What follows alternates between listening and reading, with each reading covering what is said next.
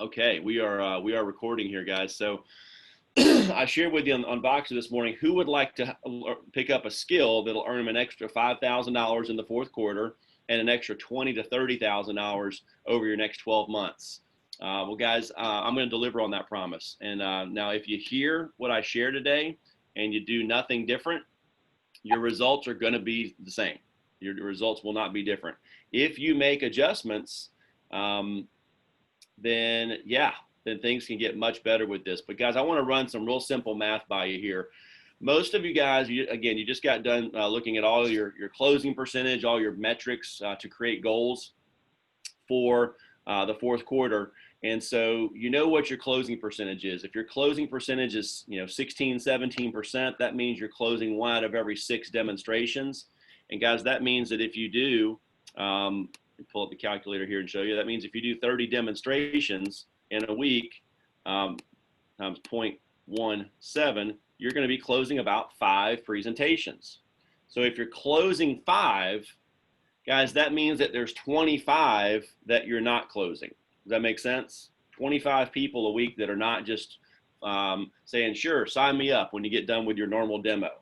Well, guys, rebuttals work, and rebuttals work more than 10% of the time if done right. But let's just be really conservative and say that they would work 10% of the time. You have 25 times a week that you're giving the rebuttals and only 10% buy. That means that's 2.5 extra customers that you're producing every week. Okay? If you were producing 5 customers normally and you added 2.5, guys, you just increased your sales by 50%, your customers by 50%, your income by 50%. That would mean if you made 30 grand in a year, you're making 45. If you were making 50, now you're making 75. Okay? If you were making 60,000, now you're making 90,000. You're making 100, now you're making 150. So again, 2.5 customers over the course of 48 weeks, that's an extra 120 customers, guys, per year. At a conservative $900 per customer per transaction, that's an extra $108,000 of premium. And let's just say most people are around that 40% contract. That's an extra 43 grand of income. So guys, now that you understand the why to do this, let me share with you the how-to. Okay, let's talk shop a little bit on rebuttals and responses. So guys, it's important to understand first, an objection is the prospect's stated reason for not signing the application when you attempt to close. It may or may not be the truth. Chances are it's not the truth. Most people don't tell you the real deal. So please don't buy their excuse. Normally, the first few objections are simply knee-jerk reactions, an automatic response that's used to cover many situations where a decision is required. People love to kick the can down the road and put off for tomorrow what could be done today. It's human nature, okay? This section is designed to help you understand objections and how to overcome them. Refer to this section often until you master the art of answering objections. And guys, this is if you were wondering, this is page 96 of your success manual, something that I hope each and every one of you have already read cover to cover. If you haven't, be sure that you do that in the next 7 days, okay? We're talking about a 130-page document where if you read 20 pages a day, you can read it in a week. It's pretty simple stuff. But literally, guys, a book was written by the best leader that Family Heritage ever had, Peter Ferret. A book was written on how to be successful at this career. If there was such a book written, don't you think that would be a really good book for you to read at least once? Kind of like the Bible for Christians. It's a good thing to pick up and read. So be sure that you have read the success manual and have a general idea where everything is, and then you can use it as a reference book after that. But this is just part of it. The reason why prospects object, you guys, before you learn the method of overcoming objections, it's really important to understand human nature. As a sales professional, you're selling the product on a brand new concept, okay? Selling the prospect, rather, on a brand new concept. This is not something they were thinking about before you showed up. It's said that knowledge breeds confidence. You've all heard that before.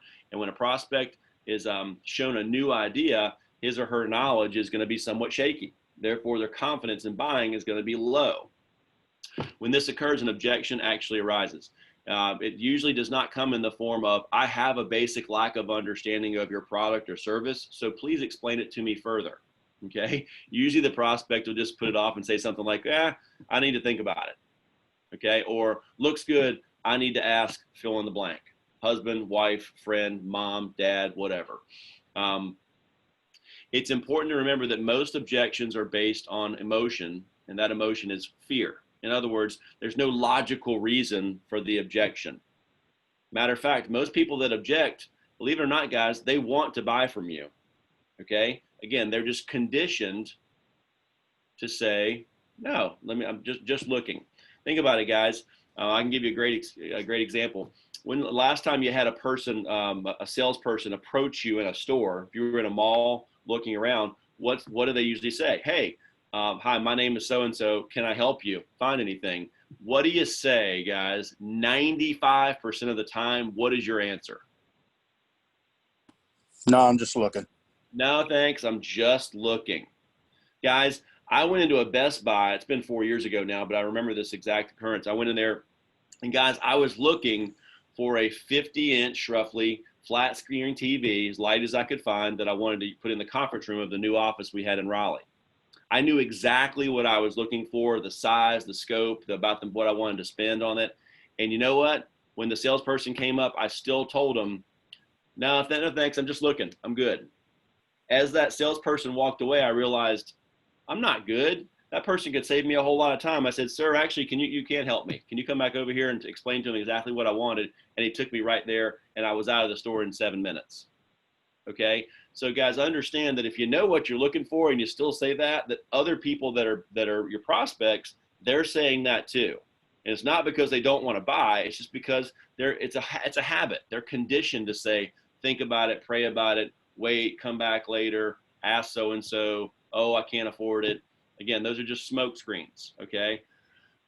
So it's important to remember the most objections are based in fear. Again, like we said here.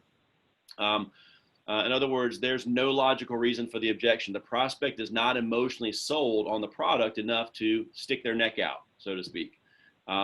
What's said is one thing. What they mean is actually quite different. Here we're going to restate the objections outlined above with the prospects, what they're really thinking about or thinking but not saying, okay? When a prospect says, I need to think about it, again, a lot of times they're not finishing their sentence. I need to think about it since I'm not sold yet on the idea yet. Or I need to think about it since I'm not sure about you or your company yet. Okay. I can't afford it. What they're really saying is I can't afford it since I'm not yet convinced this is value to me. It's value to me and worth paying out that amount of money each month. Okay. Here's another one. I don't have any money. What they're saying is, I don't have any money for you since you've not convinced me that I need your product or service. Okay. I need to ask my spouse. What they're meaning to say is, I need to ask my spouse unless I'm totally convinced about it that we definitely need it. Because guys, all those people that give you the spouse objection, those same people will leave work that day and go drop $300 or $400 or $500 at Walmart, and they won't ask their spouse. But they'll do it because it's something that they think that they need. Okay. We have all we need right now. Thanks. I'm insurance poor. Okay. We have all we need right now, unless you can show me something that would be a benefit to me and be different than what I already have. Okay. So guys, let's talk about our response system for a minute. So it's been designed to determine the real reason, to kind of do some digging. Okay. The real reason people don't buy. It's done in a pleasant and professional manner. The words are written the way they are for a specific reason. It's not designed to make a person buy something they really don't want, but rather it's designed to help buyers sort out how they really feel about the product so they can make the right decision for their family. The key elements of this system are: one, you want to acknowledge the objection, understand how you feel. 2, give additional information. That is the IRA that you share. Number three, you give an emotional close. Okay. Remember, people buy based on emotion, not logic. They back their emotional decision up with logic, but they make their decisions based on emotion. Okay. And then finally is close and then stay closed. Okay. So let's talk about each one of those for a minute. One, and acknowledging the objection. Okay. That's simply the difference between talking at a customer and talking to and with a customer. Okay. Whether the objection is considered to be the truth or not, no one appreciates their statements being dismissed or blown off without some due regard from that sales professional they're speaking to. Phrases that work well usually start with, well, I could certainly appreciate that, or I know how you feel. Okay, that would be step one in feel, felt, found. I know how you feel. I understand how you feel. You want to give some additional information. Doing this gives the customer the opportunity to change their minds without losing face. They can say to themselves, oh, I didn't realize that fact, and in light of this new information, it might make sense for me to change my mind. They're not going to say that out loud, but they'll say that in their head. You're trying to further educate the prospect so they may gain knowledge and ultimately gain confidence in making a yes decision. Guys, understand, people will not change their mind. When someone gives you an objection, you can't just battle back the objection and argue with them. No salesperson ever won an argument. Remember that. But if you give them new information, and that new information is typically an IRA, one that matches up ideally with their situation. If it's a single mom, read an IRA of a single mom. If it's an older couple, it should be an IRA from someone older. If it's a double income family, double income. If it's someone that never had a family history of cancer, you should be able to whip out on demand an IRA of someone that said, we never had cancer in our family, so we never thought we'd use this. Thank God we went ahead and got it because we did need it. A person hearing that with no family history of cancer who may be going, no, I'm all good, can hear that and go, oh, it happened to someone else. I guess that means it really could happen to me. I'm being a little bit closed-minded. I should probably listen. So guys, I understand how you feel.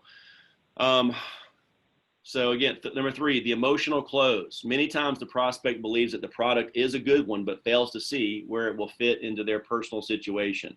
The emotional close helps bring the prospect in touch with the advantages of what the product could mean to them professionally. It gives that little motivating nudge to help close the sale. That's the part, guys, where we're sharing. I know if, God forbid, if someone in your family were to get cancer, you want them to be able to get the best possible treatment, right? Not just what you can afford. And we all know that the best treatment can be very expensive. Okay. So why wait? Especially when you know you get your money back anyway. That's that little extra nudge. And then finally, close and stay closed, guys. Closing again is necessary simply to resubmit the subject at hand for a new decision.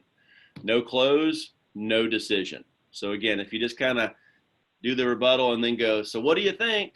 Or, that's not going to work. We got to, again, break eye contact and go for the close again. It's if you've got to break eye contact the first time, then after the rebuttal, you got to break eye contact. And again, what's that address? You get your mail here at the house or at the post office. Okay. It's important to know exactly what you're going to say because the close has no room for rambling on. There's no room for meatballing, guys. If you're meatballing and shooting from the hip in your close or in your rebuttals, you're probably not closing as many as you could be. Use the first three steps and then close and stay closed. Okay. This response sequence is designed to be used when the prospect has raised an objection or a reason why they cannot make a yes decision about your product. Rarely does this come into the form of a flat no. Usually the excuse will fall into one of the four categories. It's either procrastination, financial, spouse, or lack of a need. I need to think about it, procrastination. I can't afford it, financial. I need to ask my spouse, okay? Or the need is we've got all we need right now. We don't have a need. It's natural to want to believe what your prospect says, but usually, again, it's just a smokescreen, a convenient reason that sounds perfectly reasonable. Again, guys, a sale is made on every call. Either you sell them on why they need this product and they buy it from you, or they sell you on why they need to wait and procrastinate. Don't be a buyer, guys out there. Be a salesperson, not a buyer, okay? What is important to understand is that 95% of all objections are not the real issue, okay? Okay? People rarely say what they mean or mean what they say. Guys, this is a little bit harsh, but there's a line out there called "the buyer is the liar." And guys, that's because people that are prospects, they think that salespeople are probably lying to them anyway. Think about you buying cars, things like that. They assume that the salesperson's not always being truthful with them. So they also assume that it's okay if they lie to the salesperson to level the playing field. So understand, most of what you hear at this point is not the truth. With that knowledge, you can be better prepared to go back in and use these rebuttals. The real issue is the prospect's not yet to the point of believing that the product offered is of enough value to them that it would be worth buying it. Initially, the prospect says, I can't afford it. Your natural inclination will be to show them why they can afford it, or show them a lower level, a cheaper plan, which some of us automatically just go, oh, can't afford it. Let me show the base, or let me show the standard. When they say, I need to ask my spouse, you'll feel like telling them directly why they can make their own decision. As the prospect says, I need some time to think about it, you're going to feel like showing them why they can make a decision now, or you may just empathize with them and set up a time to come back and see them later. Guys, there's a reason why oh, okay, great. What time can I catch up with you and your spouse? There's a reason why that's not in the sales talk, because you know what? It doesn't work. If it did work, the company would have put it in the sales talk a long time ago. So if you're saying that, you're letting people get you after you've done the price build up and shown them the price and gone for the close. If you're then booking appointments with people for their home, most of those appointments you probably found out that they usually cancel because the person you showed it to goes home and all they say is, hey, you want to buy, we need cancer insurance? No, we don't have cancer. How much was it? Oh, $84 a month. Oh, that's too much anyway. Cancel the appointment. Guys, that's not a good sales presentation. Okay. You went to Sales Academy, you got a license, you know how to do this. We can't let other people do our sales presentations for us because they're not going to do very well at all. So initially, when a prospect says, I can't, so when the approach that has the best possibility of solving these problems is showing the prospect reasons why it would be important for them to own it. In fact, most Americans will go beyond their means to buy something that they truly want. Okay. And the same is true of the other objections stated by the prospect. In other words, either the objection is real or it's a delay. And in most cases, it's a delay. So the best way to treat all objections is as they're delays. Okay. It's a fact that most people hate to make decisions, so they'd rather delay by giving you an excuse of some kind. Again, why do today what I could put off till tomorrow? Okay. By understanding this fundamental quirk of human nature, you'll gain an understanding of what objections really mean and the best methods to get around them. So guys, I'm only going to hit on one today, and I'm going to tie this in with an email that I sent you guys last week that had my favorite IRA to use for rebuttal number one. And this is guys, I've always told people it's better to know rebuttal number one, like the back of your hand, frontwards and backwards, than to have a general understanding of 3 or 4 rebuttals. Most people, again, they want to buy. They just want you to acknowledge their objection and then go back and reclose. Okay. So guys, again, have 3 or 4 claims that cover situations that you can relate to the prospect in the presentation book. So guys, if you've only got one IRA that you use every single time, I mean, that's better than nothing, but you're being lazy.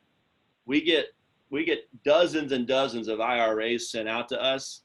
And we've had dozens and dozens that have been shared with you by your managers and key people. Guys, read those things, learn them, understand who you're talking to and which IRA that you need. This is why we have to have our sales talk memorized, so it frees up your brain to go, okay, she's a single mom with a single income and 2 kids. I need to pull out this specific IRA. And you're thinking about that while she's talking. That's why you want to ask a lot of questions, because when they're talking, you can be thinking, okay? But Betty, I certainly understand how you feel. In fact, a few other people like Susie Johnson and you might know Mary Thomas, they felt the same way at first until they found out just what this could mean for their family. Matter of fact, here's a claim recently paid paid by our company. and this is actually the IRA I'm going to sneak in, by the Kleitz family. Okay. Matter of fact, this is Richard and his wife Elizabeth bought a policy from us back in the early 2000s, and Richard was diagnosed with cancer of the mouth. We actually paid him a little under $6,000. Elizabeth writes here, we were very happy with the way Family Heritage came through us during this trying time. We had just signed up for the cancer insurance 1 month, and the next month my husband was diagnosed with mouth cancer. Thank goodness we didn't procrastinate like we sometimes do and signed on when we did. You never know what the future holds. Whoops, here we go. Now, it's not, Betty, it's not that the Kleitz were planning on using the policy when they got it, certainly not a month later, but it just happened. Fortunately, they were prepared. And Betty, I hope that you or any family member of yours, I hope they never get cancer, but you never can tell. Isn't that true? And Betty, I know if someone in your family were ever diagnosed as having cancer, I know you'd want them to be able to get the best treatment possible, right? And we both know that getting the best treatment can make a big difference and can be pretty expensive, right? So if all this policy did was give you the ability to get the kind of treatment that you wanted instead of only what you could afford, it'd be well worth having, wouldn't it? So why take a chance, especially when you know that if you never need it, you get all your money back? That makes a lot of sense, doesn't it? Great. What's that address again? And then just pick up where you left off, guys. At this point, you brought the prospect to a new point of decision with new information. They can make a new decision. Okay. If they give the address, then write the application. If they give another objection, then proceed to rebuttal number 2, regardless of what they say. So guys, Peter used to always say, guys, it doesn't matter what someone says at the end. If it's not sign me up or they're giving you their objection, they could say, think about it, pray about it. The sky's purple. Today's Wednesday. They could say anything. Regardless of what they say, your response should always be the same. And that is, I understand how you feel. In fact, a few people like so-and-so and so-and-so felt the same way first until they found out what this could mean for their family.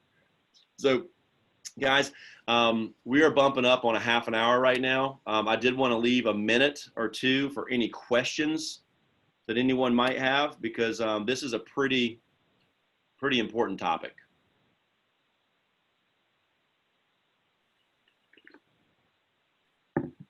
It could even be a leader if a new person doesn't have a question. Maybe leaders, you might be thinking, what does one of my rookies need to hear? You can ask the question too.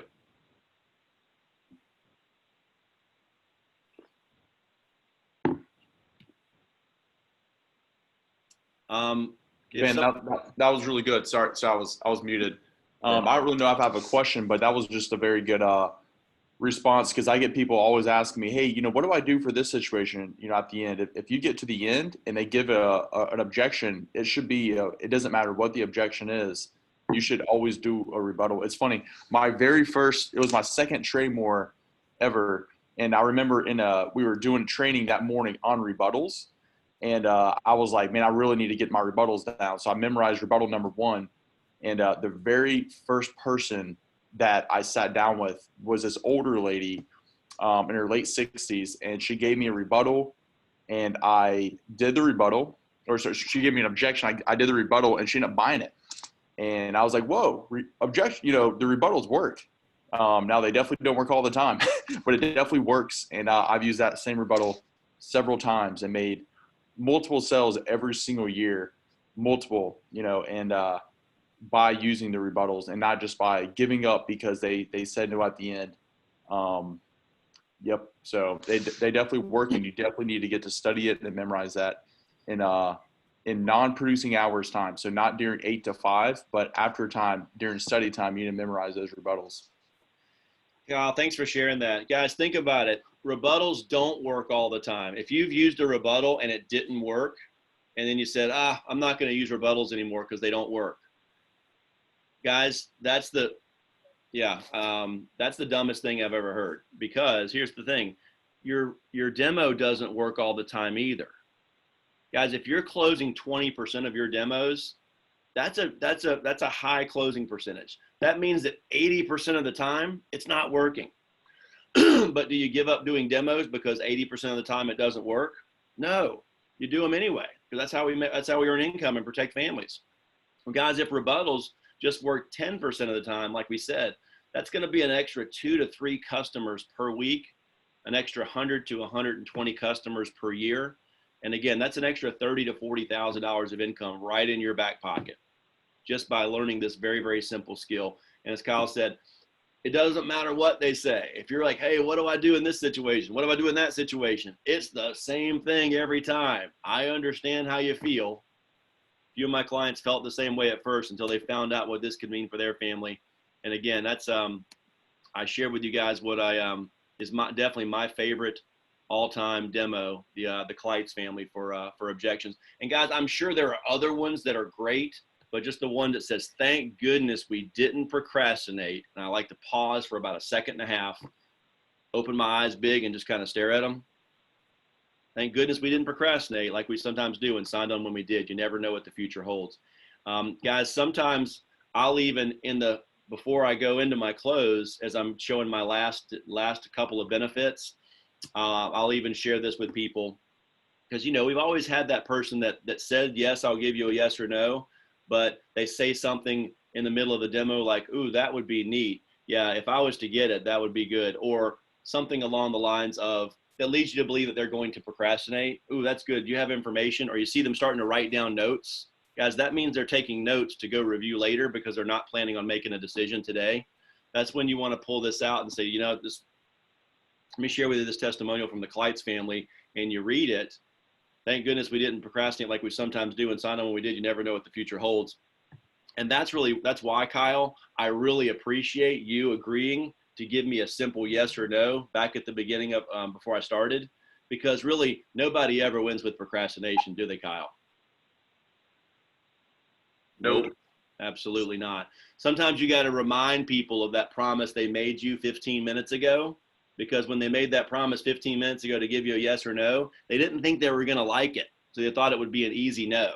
But then they get into it and realize, oh, I like this. I'd probably better think about it. I'm going to procrastinate. Well, if we're good, guys, we're going to still get that family protected. So, guys, be good. Remember, there are no bad prospects, just bad salespeople. Don't be a bad salesperson. Know your stuff. Prosper, flourish. Have a great day. Guys, thanks for being on today. It's Wednesday. It's time to dig in, guys, because it's the beginning of the fourth quarter. And do something today that your future self will thank you for at the end of the quarter. Thanks for being on, guys.